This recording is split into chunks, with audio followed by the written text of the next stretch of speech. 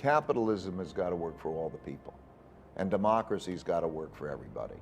And we're in a situation right now, because of a lot of things, that it's not working for a large portion of the bottom 60%. I separated the averages to the bottom 60% and the top 40%. I could have done it the 80% or even 95%.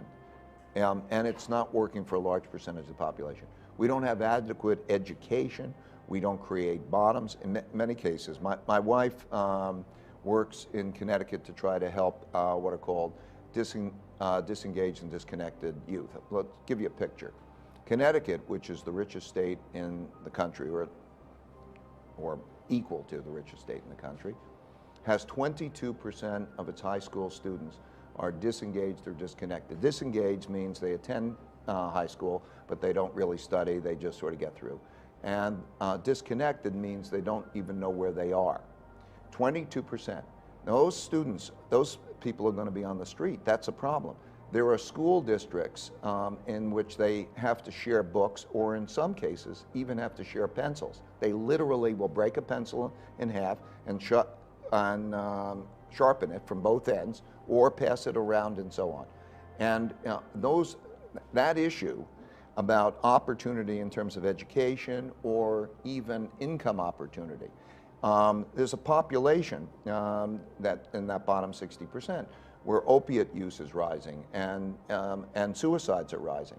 That, I think there has to be considered a national emergency in which we create metrics. What are those conditions? And that there should be a dealing with that. I think that these things can be dealt with much, much better, but it has to be treated in a way that that's dealt with. And that has, by making them productive. I don't mean by giving money or by giving welfare, but by doing certain things, probably in private-public partnerships, in which the private sector, that could be business sector, together with the government sector, can do the checks and balances to make those things productive. I see many of these cases. I fund, for example, microfinance. Grameen America is one, but a number of those. And the capacity to lend somebody $1,000 and get paid back, not 99%, 98% payback rates. And that $1,000 can create the purchase of a rug cleaning piece of equipment, and that person's in business to be able to be productive.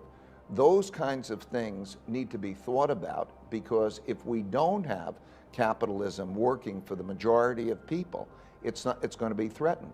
And the same thing is democracy. The democracy is based on the notion of compromise, to be able to bring people together and so on. I think if we have too much fragmentation, I think that these are the biggest risks. I think debt crises can be managed, but when you get into bad situations, as a basic principle, if you have rich and poor living together, and they have to decide how they're going to spend a budget, how they divide a pie, and you have an economic downturn, you're probably going to have a conflict. And I think that has to be dealt with.